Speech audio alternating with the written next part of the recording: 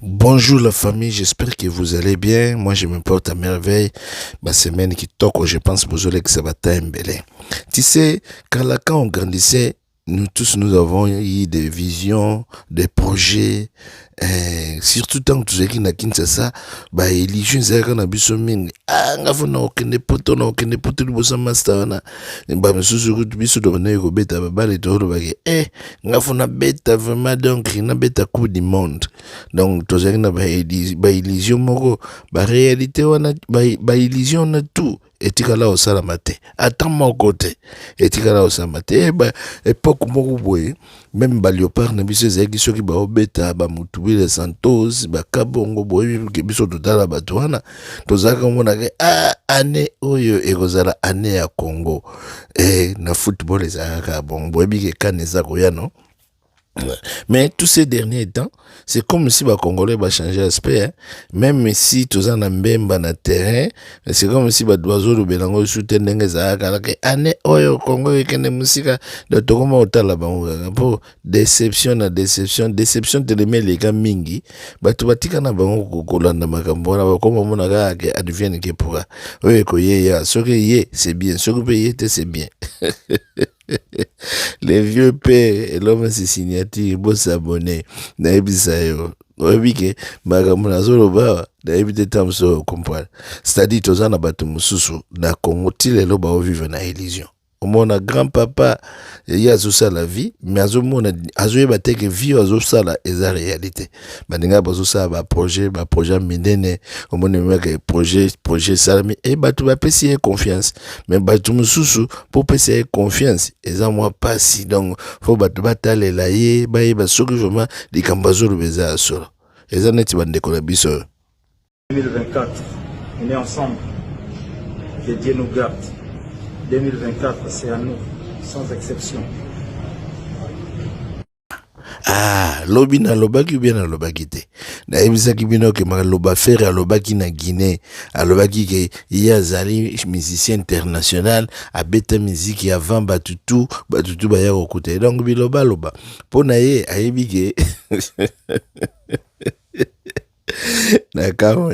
Donc 2024 eza pona faire et donc batutu donc hier azobanga na écoute de nenge fallait apesi ki arobika robeta Madison Square nenge fallait robeta O2 iguana nyo setaliete yu arena na bino robeta ki etaliete biloko nyo sube esplana so bosali wana ya etaliete ya obi 2024 eza sans exception. Donc na yebite ce que linga lobanini. Donc ba musicien tout faut ba mek ba tikala ye pour ye adonwa. Donc 2024 des affaires. Pas à confier hein.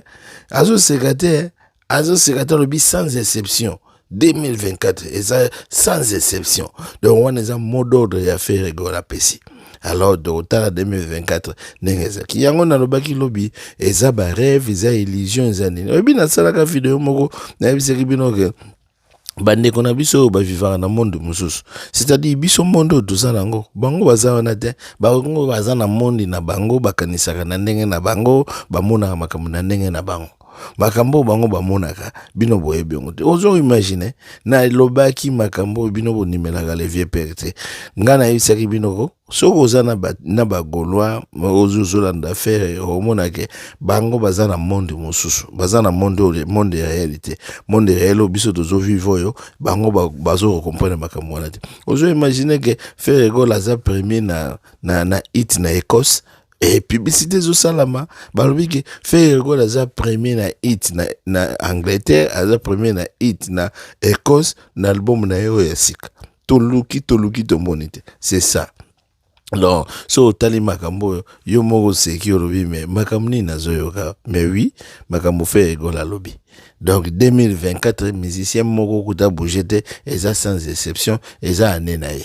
Na ebiteng na azu confirmation na nani asolola kina nani eloko nini esali ndeko aloba bwe Ah, ngana ebite, botikela ngana on a ba commenter, tout mekana ko développer. Sinon, pour bandeko, makambo bandeko ba sali na 2023, ba exploit bato ba sali na 2023. Hier bi Italie était 2024 kaka.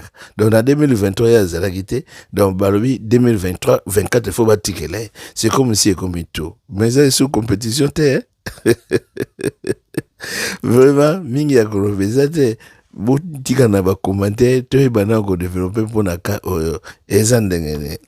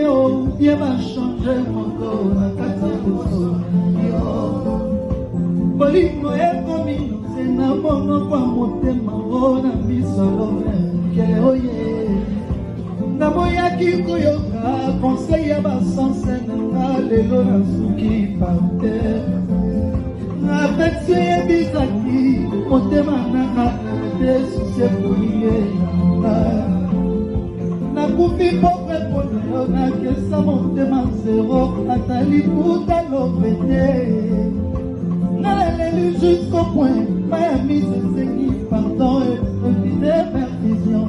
Oh,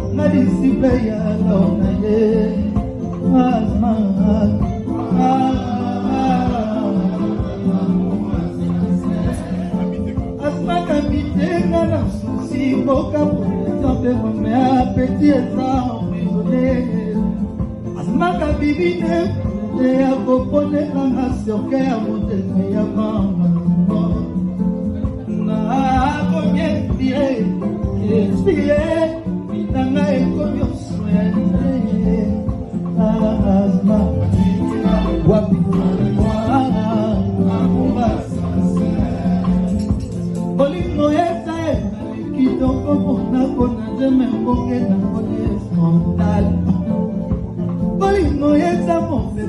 Kitoko kuna ko voulait mettre tempête dans